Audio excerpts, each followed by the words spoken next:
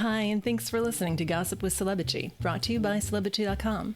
This week, we're going to talk about fascism, the Affleck brothers and Matt Damon, Scarlett Johansson, shaving, and P. Diddy. Our user feedback is about how awesome we are, and we end with our weekly feature, the comments of the week.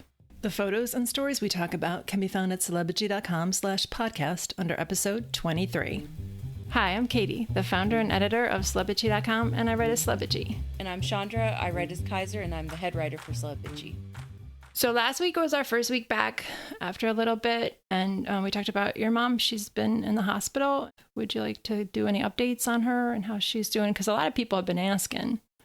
She's still in the hospital, but that's mostly about physical therapy at this point.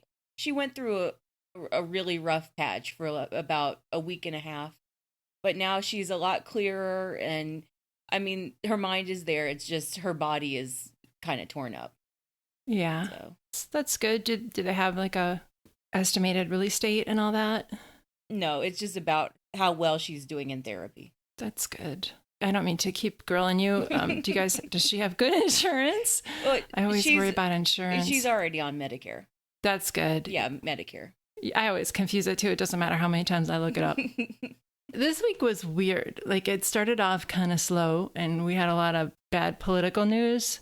Yeah. If you want to talk. Just weird political news. I don't know about you, but like, I tapped out of the whole Brexit controversy months ago when it was clear that I don't even know. Yeah, like when it was clear that no one knew what the hell was going on or when Brexit was even going to happen. And Teresa May just kept getting extension upon extension. It was just so weird. So I just stopped paying attention. And I totally forgot that Teresa May is actually like, oh, she's stepping down this summer. And they said the Queen actually had to like postpone her annual summer vacation to Scotland because basically the prime minister situation was so fucked up. But so anyway, Boris Johnson became the prime minister of the United Kingdom this week, and he's terrible. He's a horrible racist, and he's basically British Trump. So. He looks like him. If you see the pictures on Twitter of them next to each other, they do bear a terrible, ugly resemblance.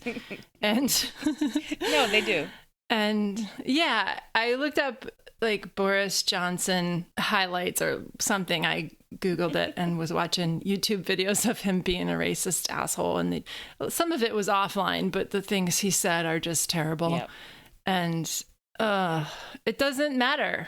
Like, I don't understand this rise of fascism and racism. And anyway, so sorry. I like what you wrote today about how at least we're in the same boat. Oh, that's good and bad as our British readers. I don't know. We're all screwed. Yeah, we are all screwed. It definitely feels like British people and American people, we're in the same boat.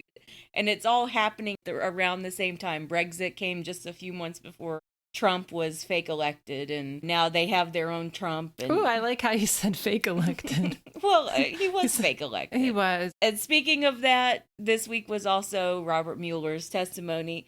And a lot of people were yelling at me because I said that it was kind of a bummer. And his testimony was a bummer. It was. It is. And the reaction to his testimony was a bummer because he's an older gentleman. It was obvious that he didn't know, 100% everything in his report, which is fine. He had staff. But it definitely seemed like he wasn't totally clear about everything. And that was bad optics. It was bad optics. Yeah. And... I remember reading the Star Report. I remember reading it online when it came out, and they need to release this. Or they did. It had black marks all over it. Yeah, they did. Yeah, I remember when the Washington Post published the entire Ken Starr report, and yeah, I remember reading that. Yeah, I was in college. Yeah, I was working, I think, at my first job because I'm older than you, but still, it was... And this week, we also got news. So the week started picking up with this ridiculous news of Ben Affleck and Matt Damon reuniting again on a project that seems custom made for them. So, and last week, I just want to remind everybody that last week, one of the highlights I put in our preview post on Twitter was about us laughing that we hoped the next big series had less rape. And we didn't specify, but that also goes for movies. So that's on us, basically. we did not specify. No. We would also like to see movies have less rape, please. All right, so we're specifying that now. So it starts now. Please, less rape. Jesus. So the plot of this new movie, I was reading the stuff as the background. It's based on a true story. All right, just say that first. It's based on a true story of 14th century French knight and his squire. And then you want to describe it. Okay. It's being... It's called The Last Duel. It's being co-written by Ben and Matt and Nicole Holofcener, and she wrote Can You Ever Forgive Me and Friends with Money. So at least they have a woman who's co-writing with them. So the plot is this 14th century revenge story, two best friends, played by Damon and Affleck. One of them comes to work, comes back, and accuses the other of raping their wife. No one believes the wife's claim that she was raped, so their sentence is to fight to the death. If the husband loses, his wife gets burned at the stake. I'm sorry. I mean, of course they would choose that project. Of course. We got some nice retweets on your coverage of that. My other women who appreciated. What did you call it? Toxic bro. What did you call it? I don't remember, masculinity, the bro story, or something like that. Yeah. And then I'll link a bunch of the stuff in the post, but this got really swept under the rug. But there's at least 2 instances of Ben Affleck sexually harassing women on camera, where he grabbed Hillary Burton's breasts. He put another interviewer on his lap during an interview. This is in the 2003-2004 time. I'll link this in the post. And he's been accused of grabbing a couple of different women at a party. I mean, those are women who are known in the industry. Yeah, and I believe that there are incidents beyond that, obviously, because... Oh, of course. Of course. No, I remember reading stories about him maybe around Argo, when it was clear that he was really drinking again and he wasn't, quite all there. He was kind of gross to women, at parties. He got his junk out. I think someone said he got his junk out. Yeah. And put it on something. Put it on something. Well... I think it was, yeah, I'll have to look that up. Hi, I'm recording this later. So Christina Applegate said that while working with Ben Affleck on Surviving Christmas, which came out in 2004, Ben put his stuff on a briefcase during a shoot.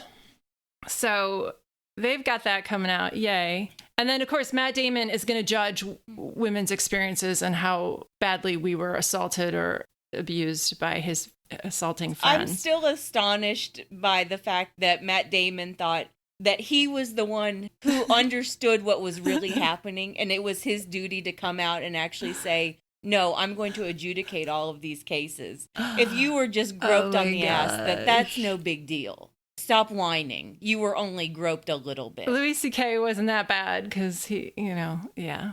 Matt Damon really thought that way and probably still does think that way. Yeah. Yeah. There's that movie coming out. And then we saw a trailer, and I'll play a clip from it. But there's a trailer.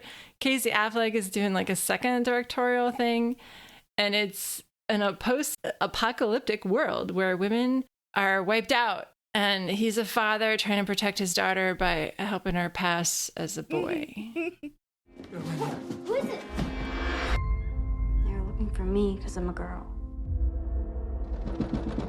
What do you want? We come in, we're very cold. I've got a little child here.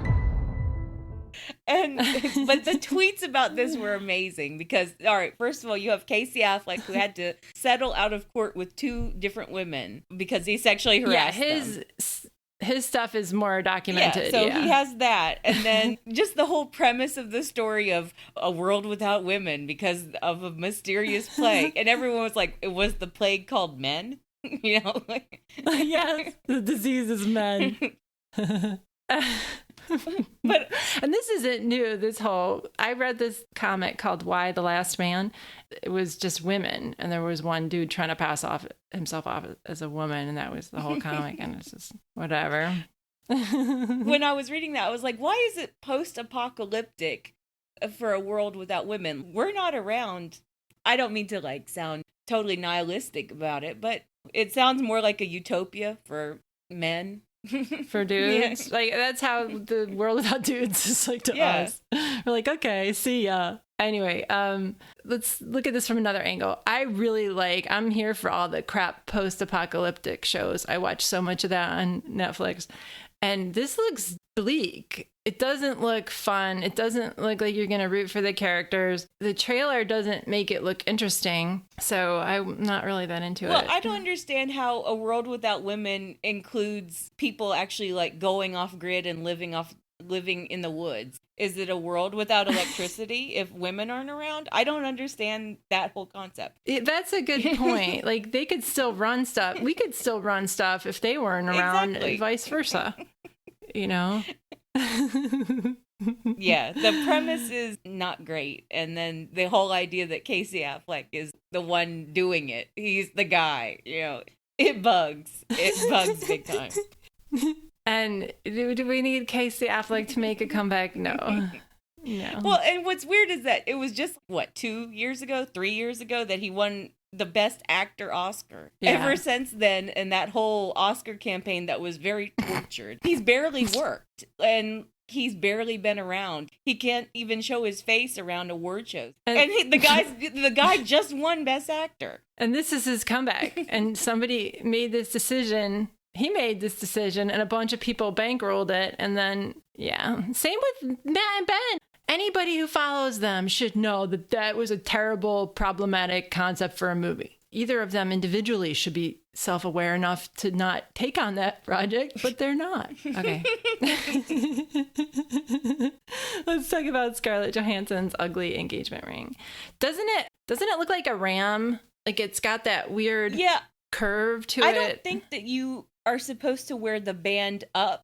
I think that the band goes down, and so the jewel would be up on your finger. Does that make sense? Oh, so is she wearing it up? I think she's wearing it Comic-Con? up. All right, so let's describe it to the readers. We're going to put it to the listeners. We're going to put it in the podcast post, celebrity.com/podcast. This is episode 23. So Scarlett Johansson got engaged. I don't know what number engagement this is, but she's been married twice and divorced twice, and she's 34.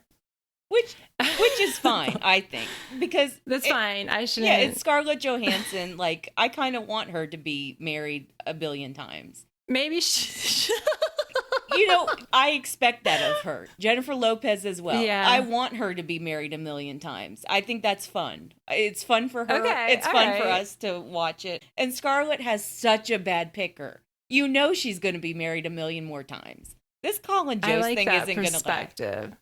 I like that perspective. That is good perspective. She's good for business and she's good gossip. But she's got a awful engagement ring. It's brown. It's, what did I write it down? 11 carat brown. It's kind of, light brown. Yeah, it's ugly. And it's oval. It's like a warped oval, like a teardrop, but round at the end on a curved black band. Yeah. And oof. It's designed by someone famous, like the son or grandson of Hubert de Givenchy. Okay. A fancy French jewelry designer, basically. I liked all the jokes about how, it's her third engagement. You can have fun with this ring. You don't have to go for the traditional diamond. Is she going to wear a brown dress? Like, what's her fourth engagement ring going to look like? It's going to be a disaster.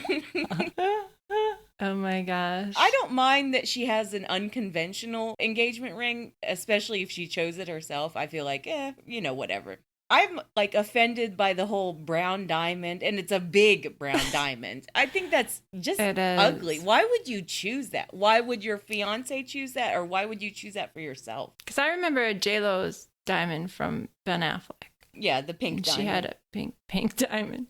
So it's a natural brown diamond.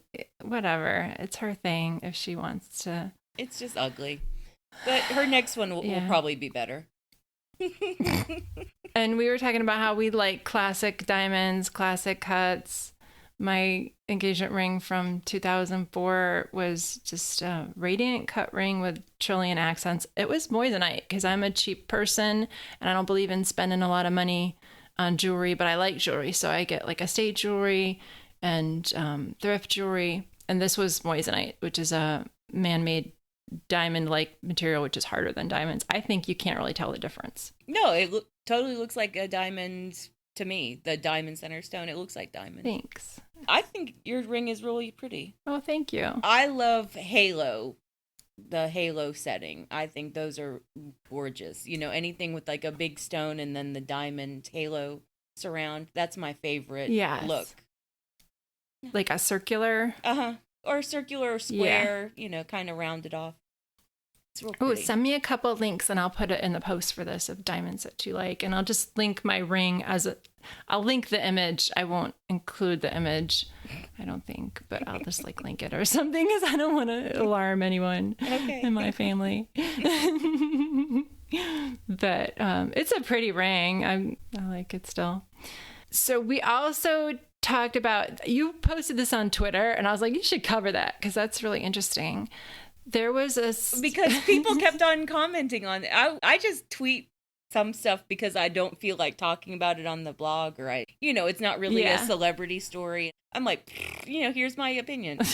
So I saw this Vogue headline and I tweeted it, and like everyone had really strong opinions about it.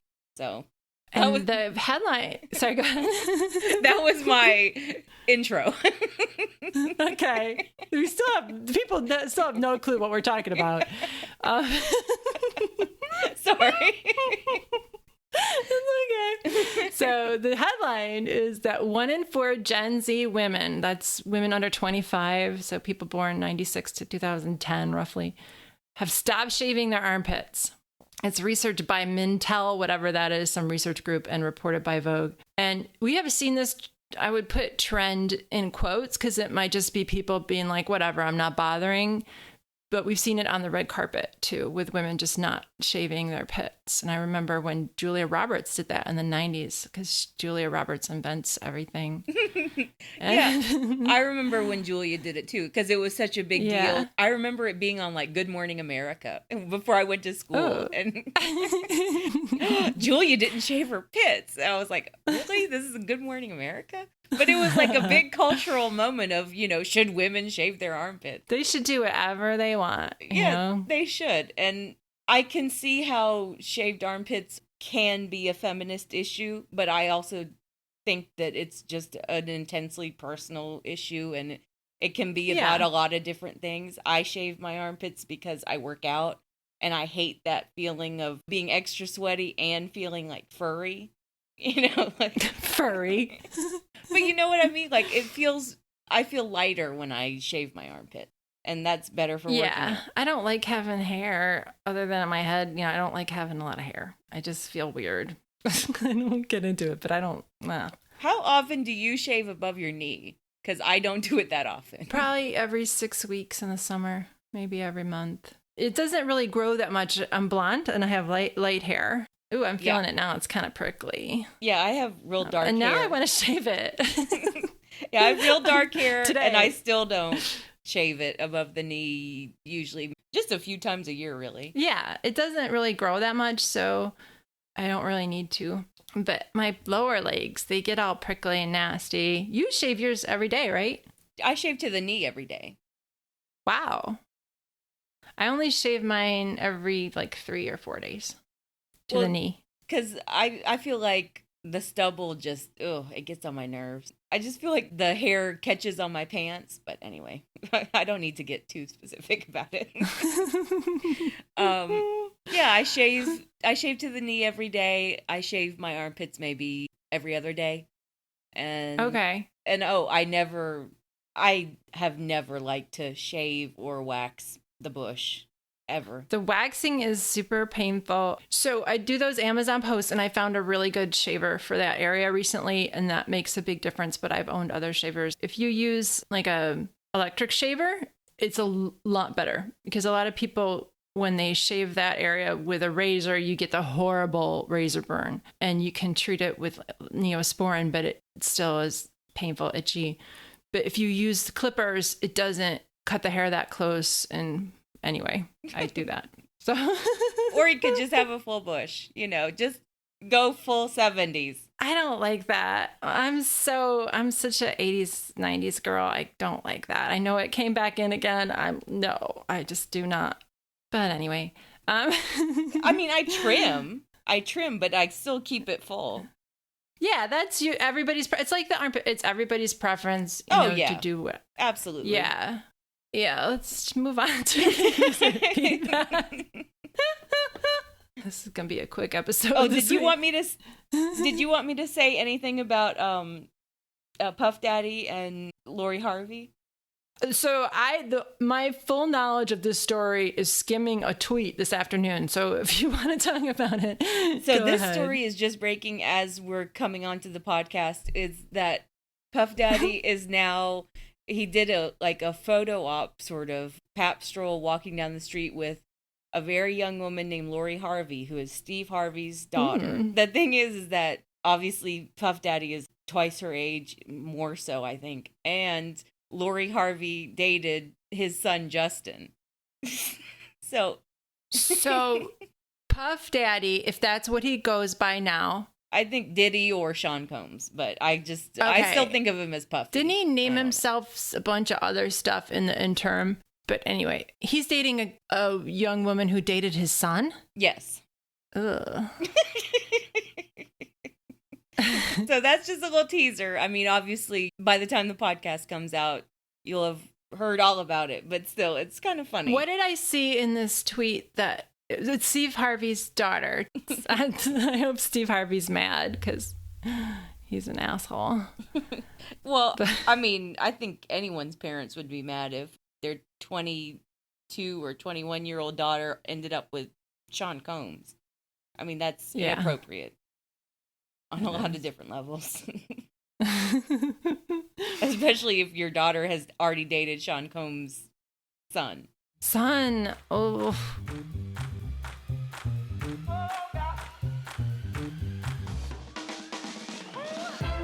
All right, let's move on to the user feedback. Our number is 434-218-3219, and you can contact us on Twitter and Instagram. We got a lot of nice tweets thanking us after our break. And here's some that I'll just read really briefly, and we'll link these in the podcast post. So Kimberly, I should have retweeted this. I was kind of embarrassed because it was so nice. And she wrote, I listened to pods, but yours is the bomb. The laughter, the shade, the good-heartedness, so appreciated. So thank you, Kimberly. That was really nice. And Paula wrote, keep on giving us quality gossip on your podcast. I hope you guys can have a live podcast someday. We're totally not doing that, but thank you, Paula. That's too much work. And we have an NYU legal professor who listens to our podcast, and she recommended us in a tweet that she made. And that's Professor Murray. So thank you to her. And I also wanted to thank Diane on Instagram, who asked when we were coming back. And she said that she missed us and that we're the one good thing about Mondays. So that was really nice. Very nice. But that's all I got for user feedback. Yeah, I mean, and you can contact us on Twitter or Instagram, although I'm more on Twitter than Instagram. And, this week I had a lot of people requesting stories, which I like. I like when people ask me for specific coverage because it helps me understand what you're looking for, what you want to gossip what they're interested about. in. And so that's why I covered the Nicole Murphy story with her cheating with Antoine Fuqua. I saw that on Twitter, and sometimes I see stuff on Twitter and I don't know how much appeal it'll have to our readers. Yeah, exactly. And And so that's why, tweeting at us saying, I'd really appreciate it if you covered this. I think it's good gossip. It really helps us. Yeah, cool.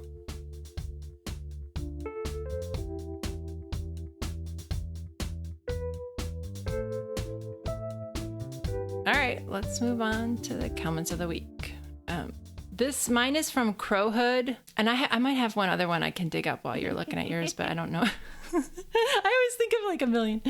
And Crowhood said on the Casey Affleck post about his movie, wow, Affleck brothers are coming in hot with the misogyny. Glad to see they are staying on brand.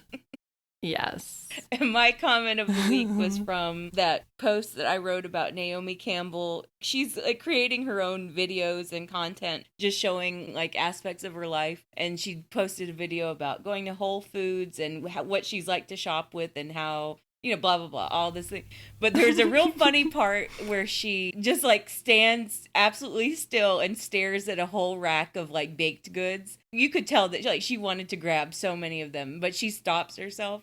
And so Lady MTL says, the baked goods aisle section is my downfall. I'll go into the store wanting just one loaf of bread and walk out with croissants, maybe some lemon tarts, a baguette. I love fresh bread. She's definitely got some strong willpower if she can just walk away. She did just walk away, although she got like 20 containers of basil. What is she gonna do with that? Maybe she'll make pesto, but like buy the plant. Like, why don't Okay, so the other one I was thinking of is in that post about Leonardo DiCaprio and Brad Pitt hanging out and making art. Mia 4S said sculpting studio and not one ghost Patrick Swayze Demi Moore meme so far. You disappoint me, internet. So I thought that was cute. Well, the Sun actually did do a mock-up of Leo and Brad as Demi Moore and Patrick Swayze. But okay. It was cheesy. I didn't even know that. I chose not to even like mention it because I thought it was so cheeseball. But anyway. Cool. All right. All right. Well, thanks for listening, bitches. All right. Thank you, bitches.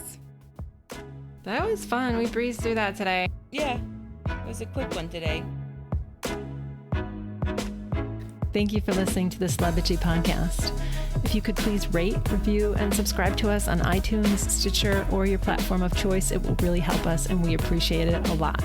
You can call us and leave a voicemail at 434-218-3219. Our website is celebrity.com, and we're also on Twitter under that handle and on Instagram as Celebrity Official. Thanks again.